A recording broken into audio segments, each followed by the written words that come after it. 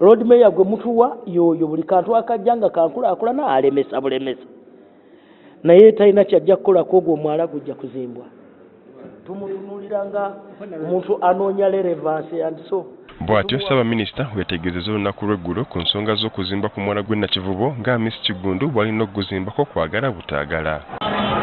Abawakanya enteekateeka eno yategeezezza nga bwe bamala eby'omubulago naye nga tebasobola kulemesa nkulaakulana. Leero yayeerabisizza kuba twagala nkulaakulana. Bino olugudde mu matu ga Lord Mayor Elias Lukwago naye n'awera okufaafaagana n'omuntu yenna awagira ekyokukkiriza hamu okuzimba ku mwala guno. Njagala okutegeeza mukyala Nabbanja ne mukama we ne banne okufa n'obutanyagwa naffe tufunvubidde. Bingi beetuze tubasuuza. Era njagala okugamba bannayuganda mulekeranga okubeera abanafu b'emitima. Mulekeranga okugamba nti kino kisoboka nga tufunvubidde.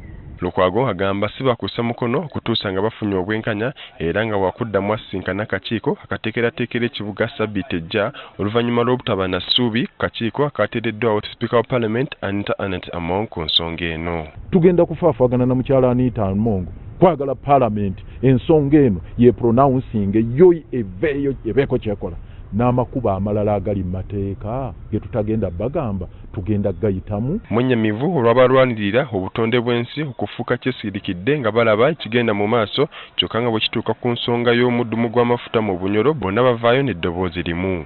Civil Society Organization, environmentalists, musirise. In fact nabaddeyo nalabyeko abamu nga beeyita aba experts nabalaba ku NTV ennaku ezo nga beeyita aba experts nga bo balaganga pulaani ya hamu bwegenda okuyamba obulungi nga kati Lukwago era akalambidde nga hamu bw'atalina pulaani yakakasibwa KCCA okuzimba ku mwala guno nga kw'otadde n'ekitongole kinnema okubanga tekimuwanga lukisa kuzimba ku mwala guno. Hamu talina pulaani eri approved, hamu talina NEMA certificate, hamu talina environmental impact assessment report enti eraga nti omwala ogwo singa guzimbibwa nga hamu bw'agambye gunaamalawo gutya amatabo oba gunaagongera gutya. Talina environmental impact assessment report. Kati hamu talina nti yagulawo nti alina ssente ze yasasula mu ggwanika. Omwala gw'e Nakivubo okuli endooliito guliko yika 7 ne kilomita 9 nga guno gwe gukuŋŋaaniramu amazzi gonna naddala mu kibuga Kampala. Hamani Matovu agafeeyo ku Spark TV.